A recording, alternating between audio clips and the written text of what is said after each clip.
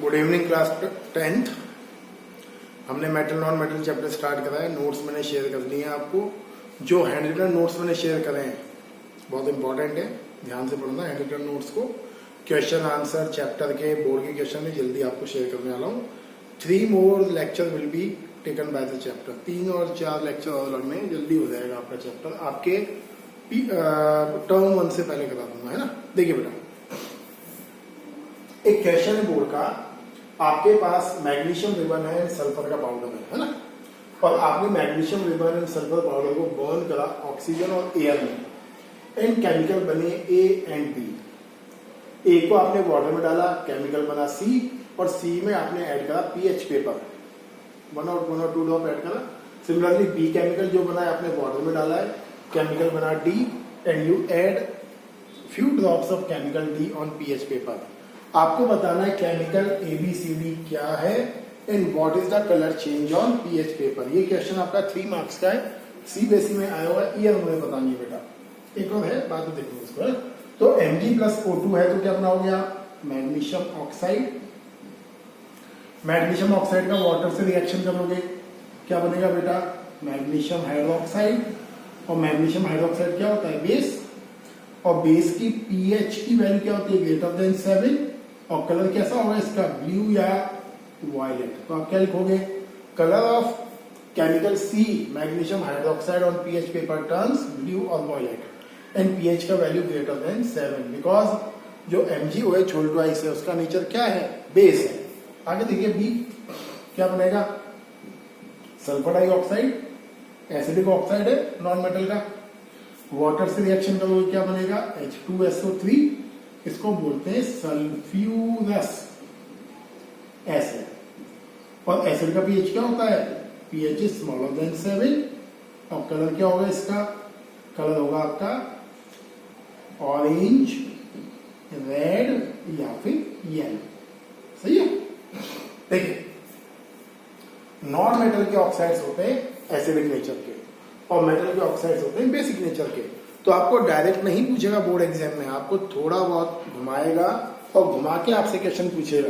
तो आपको basic concept या बेसिक आइडिया ध्यान रखना है कि पूछ क्या रहा है वो आपको बोर्ड एग्जामिनेशन में। सही है। देखिए, जैसे अगर 1 मार्क में क्वेश्चन पूछ रहा है मेटल नॉन मेटल से, अभी तक जो हमने पढ़ा उसमें तो क्या पूछेगा, लिक्विड मेटल बताइए, root at the room temperature. कौन है लिक्विड मेटल, मर्क्यूरी। क्वेश्चन है मर्क्यूरी का यूज हम थर्मोमीटर में क्यों करते हैं, ये बहुत इंपॉर्टेंट क्वेश्चन है। We use mercury in thermometer because mercury is a good conductor of heat. It absorb heat and rise in tube of thermometer and give exact reading of body temperature. Mercury एक liquid metal है। When it absorb heat, it rise in mercury to tube and give exact reading of body temperature। ये मैंने bonus बताया आपको। ऐसा metal जो knife से cut हो जाए कौन सा है, सोडियम, पोटेशियम, जिंक। ये बहुत सॉफ्ट मेटल होते हैं। क्वेश्चन पूछ ले ये बहुत सॉफ्ट क्यों होते हैं, तो रीजन क्या लिखोगे, वीक मेटेलिक बॉन्ड्स। आप क्या लिखोगे, कोई भी मेटल जो बहुत सॉफ्ट है, क्या रीजन है, बिकॉज उस मेटल के एटम्स के बीच के मेटेलिक बॉन्ड बहुत ज्यादा वीक है। कोई भी मेटल हार्ड क्यों है, जैसे iron, copper, chromium, tungsten. Tungsten सबसे ज्यादा हार्ड मेटल है, सबसे हार्डेस्ट मेटल की कैटेगरी में आता है टंगस्टन। W सिंबल है इसका। तो मेटल हार्ड क्यों होते हैं, तो यहां उल्टा हो जाएगा, because we are having strong metallic bond. Best conductor of heat silver होता है, बताया मैंने पहले भी आपको। Poor conductor of heat mercury, sorry PV, lead. Lead जो है हीट और इलेक्ट्रिसिटी का पुअर कंडक्टर होता है। मर्क्यूरी आपका थोड़ा बहुत सही कंडक्टर है। सिल्वर बेस्ट कंडक्टर है हीट और इलेक्ट्रिसिटी का। तो क्वेश्चन भी है इस पर बोर्ड में कि हम सिल्वर के वायर्स को, इलेक्ट्रिकल वायर्स को क्यों यूज नहीं करते हैं। हम यूज इसलिए नहीं करते हैं because silver is very very expensive metal. एक लेवल और पूछ लो फिजिक्स में जाकर, सिल्वर गुड कंडक्टर क्यों है हीट का, तो आप क्या लिखोगे, सिल्वर की रेजिस्टेंस कम होती है। जो सिल्वर मेटल है उसका रेजिस्टेंस क्या होता है, कम होता है। इसलिए silver is a good conductor of heat and electricity. सही है। देखिए आगे, देखिए बेटा, कल हमने पढ़ा था मेटल की रिएक्शन ऑक्सीजन के साथ और नॉन मेटल की रिएक्शन ऑक्सीजन के साथ। इस चैप्टर में स्पेशल क्या है, केवल ये नहीं है कि आपने लिख दिया Mg+O2 और MgO रिएक्शन हो गया सर, टॉपिक खत्म। रिएक्शन इंपॉर्टेंट नहीं है इस चैप्टर के, इस चैप्टर के क्वेश्चन इंपॉर्टेंट है। क्वेश्चन कौन से, थ्योरेटिकल क्वेश्चंस। तो देखो नए नए क्वेश्चन हैं, मैं वन बाय वन ले रहा हूं। फर्स्ट क्वेश्चन देखो, कलरफुल फ्लेम। कॉन्सेप्ट क्या है, डिफरेंट टाइप के मेटल्स को जब आप बर्न करते हो फ्लेम में, तो these metals produce different type of colours. In colours का जो यूज है हम करते हैं क्रैकर्स वगैरह बनाने में। जितने भी क्रैकर्स आप चलाते हो दिवाली पर, मतलब अनार चलाया आपने, रॉकेट चलाया आपने फुलझड़ी चलाई, कोई भी चीज चलाई, तो वो जो कलर प्रोडक्शन होता है वो एक्चुअल में मेटल के कंपाउंड्स की वजह से होता है। जो फुलझड़ी का ब्राइट कलर होता है वो एक्चुअल में मैग्नीशियम की वजह से है। फुलझड़ी में केमिकल यूज होता है मैग्नीशियम ऑक्साइड। एक और चीज, पेंट, जो हम व्हाइट ये पेंट्स कराते हैं दीवारों पर, blue colour, orange colour, yellow colour, green colour, ये सारे जो पेंट हैं वो सारे के सारे पेंट मेटल के कंपाउंड से मिलकर बनते हैं। तो ये चीज इंपॉर्टेंट है फिर थ्योरी की। तो क्या बोलता है, देखिए कलरफुल फ्लेम मतलब ये है when we burn metal with oxygen. जब हम किसी मेटल को ऑक्सीजन के साथ बर्न करते हैं तो केमिकल जो बनेगा वो तो बनेगा ही। जैसे आपने याद करिए चैप्टर 1 में आपने पढ़ा था, when we burn magnesium ribbon in oxygen then magnesium burn with white dazzling flame। MgO तो बनेगा बट उसके साथ साथ क्या दिखेगा आपको, व्हाइट कलर की फ्लेम दिखेगी। जो व्हाइट कलर की फुलझड़ी होती है चढ़ चढ़ करके जलती हैं, वो मैग्नीशियम केमिकल ही होता है उसमें एक्चुअली। सही है। तो क्या क्या कलर्स हैं, कलर्स आपको रट्टा नहीं मारना है, थोड़े एनटीएससी लेवल का पढ़ा। देखिए सोडियम को अगर आप बर्न करोगे तो सोडियम देता है आपको गोल्डन येलो कलर का फ्लेम। अगर आप कॉपर को बर्न करोगे तो कॉपर देगा ब्लू ग्रीन कलर का फ्लेम। अगर आप मैग्नीशियम को बर्न करोगे तो मैग्नीशियम देगा आपको white dazzling flame. Clear. Metals also used in paints. Metals के कंपाउंड का यूज हम पेंट्स में भी करते हैं। ऐसी क्या चीज है मेटल में कि metal produce different type of colour. भाई कुछ तो होगा मेटल में कि मेटल कलर्स को प्रोड्यूस करते हैं। Metals carry free electrons. ये इतनी सारी कहानी आपके एनसीईआरटी में लिखी हुई नहीं है बेटा, इसलिए लेक्चर ध्यान से देखना, लेक्चर इंपॉर्टेंट है ना। तो मेटल्स क्या होते हैं, मेटल्स के पास फ्री इलेक्ट्रॉन्स होते हैं। These free electron absorb energy from the surrounding and produce different type of colour. जब भी हम किसी मेटल को हीट करते हैं तो ये इलेक्ट्रॉन्स क्या करते हैं, सराउंडिंग से एनर्जी को एब्जॉर्ब कर लेते हैं और उस एनर्जी एब्जॉर्प्शन की वजह से they release different type of colour. सही है। तो ये थ्योरी के क्वेश्चन है। आगे देखिए, ये तो बहुत कॉमन क्वेश्चन है और बहुत पूछते भी हैं। Some metals are highly reactive like sodium and potassium.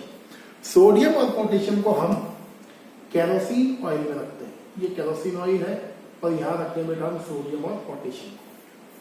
If we want to store sodium और potassium then they should be kept in kerosene oil. क्यों रखते हैं, if we keep sodium or potassium in open air then sodium react with oxygen and form explosive reactions। Sodium और potassium इतने ज्यादा reactive होते हैं कि रिएक्शन करने पर एक्सप्लोसिव रिएक्शंस क्रिएट करते हैं and release high amount of energy. To prevent fire accident हम सोडियम पोटेशियम को केरोसिन में स्टोर करके रखते हैं। ये इंपॉर्टेंट क्वेश्चन है, बहुत ज्यादा पूछते हैं, है ना। आगे देखिए, some metals are very very less reactive like mercury, platinum, copper, iron. They do not react with oxygen at room temperature. जैसे आपने मेटल लिया आयरन और आयरन को ऐसे रख दिया तो रिएक्शन नहीं करेगा एयर से रूम टेम्परेचर पर। बट सोडियम रखा आपने, अगर सोडियम को रखा ऐसे, सोडियम फटाफट फायर को कैच कर लेगा। ये क्वेश्चन है बोर्ड में कि sodium catch fire easily in air but copper not. तो आपको ज्यादा लंबा नहीं लिखना है, क्या लिखना है, copper is less reactive in comparison of sodium. सही है।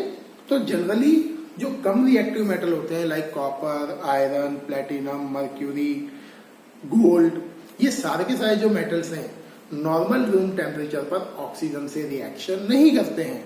रिएक्शन तो करेंगे बट क्या करना पड़ेगा, आपको हीट करना पड़ेगा। अगर आपको कॉपर का रिएक्शन करना है ऑक्सीजन से, then we have to provide heat. ये भी पढ़ा हुआ है चैप्टर 1 में आपने, copper plus O2CO heat colour करा था आपने चैप्टर 1 में, वहां लिखा हुआ है black colour compound copper oxide. Chapter 1 और 2 क्लियर है, बाकी फॉर्मेलिटी है बेटा। चैप्टर 1 और 2 ही है मजेदार, बाकी तो आप रिवीजन है। देखो नंबर आगे देखिए क्या बोलता है। Magnesium aluminium lead in air form protective layer of oxide.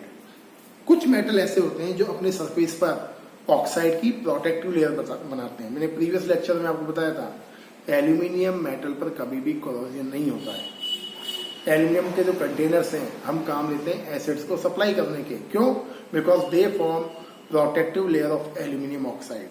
तो सेम कंडीशन है, कुछ metal like magnesium aluminium Pb in air form protective layer of metallic oxide.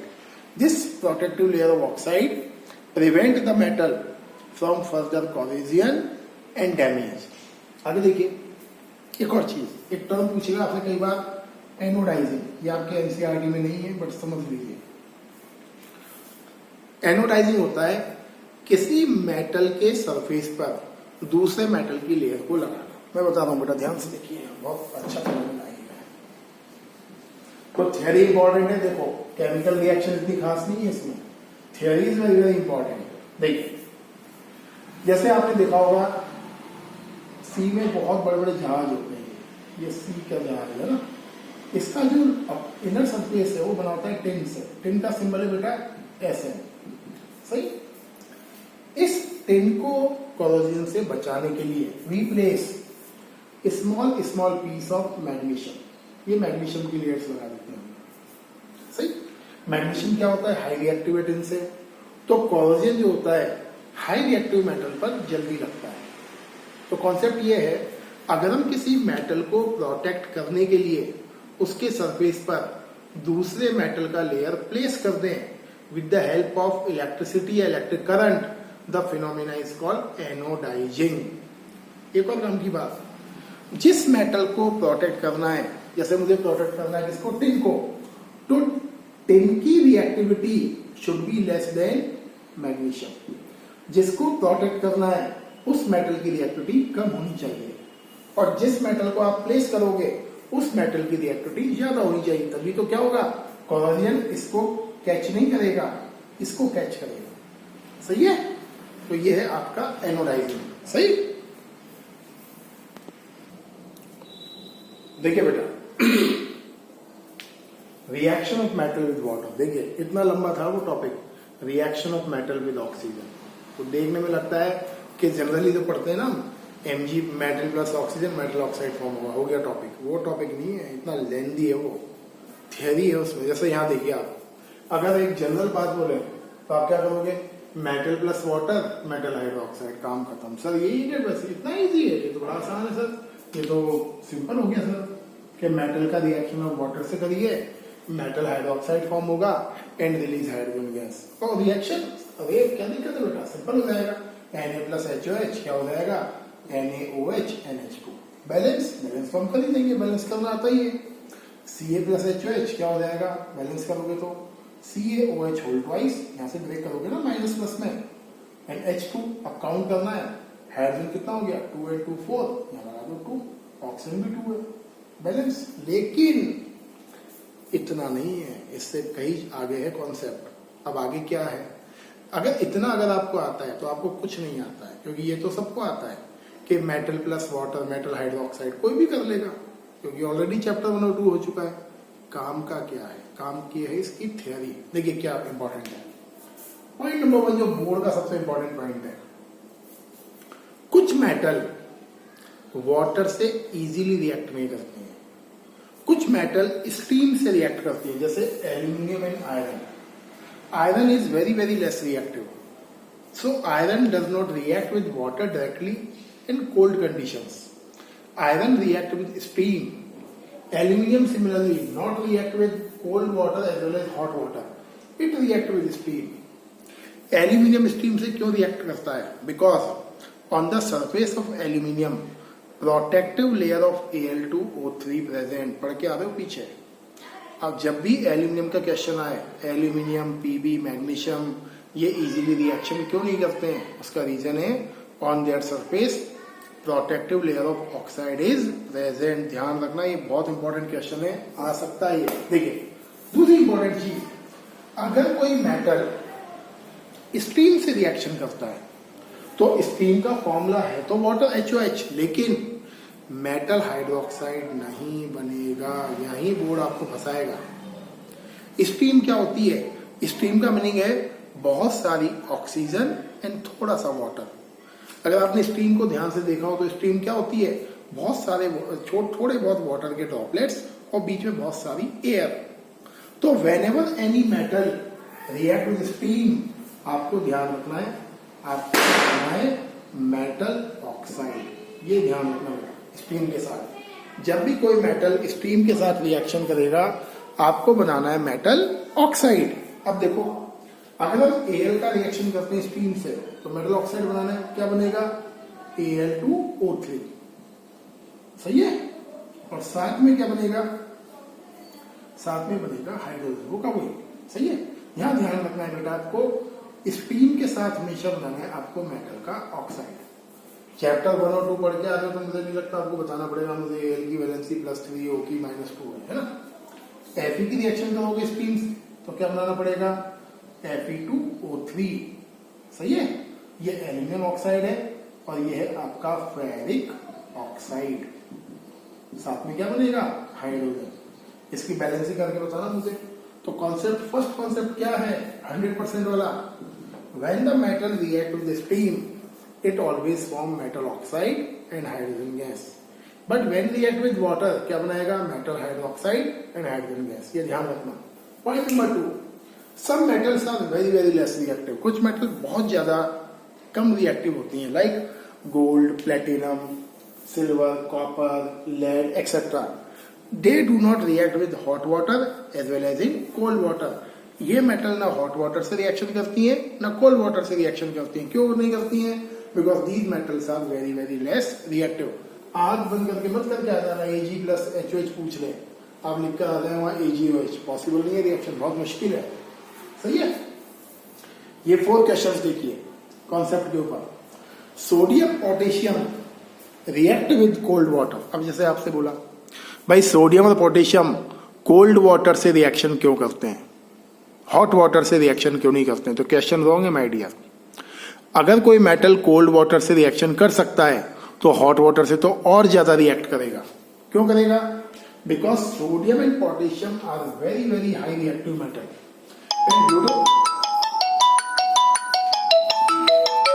बेटा, sodium and potassium are very very high reactive metal and due to the high reactivity sodium and potassium can react with cold water easily. High reactivity की वजह से ही sodium potassium cold water से easily react कर लेते हैं और hot water से तो एक्सप्लोसिव रिएक्शंस होती हैं। इसीलिए क्वेश्चन ये भी है, can we place sodium and potassium in water?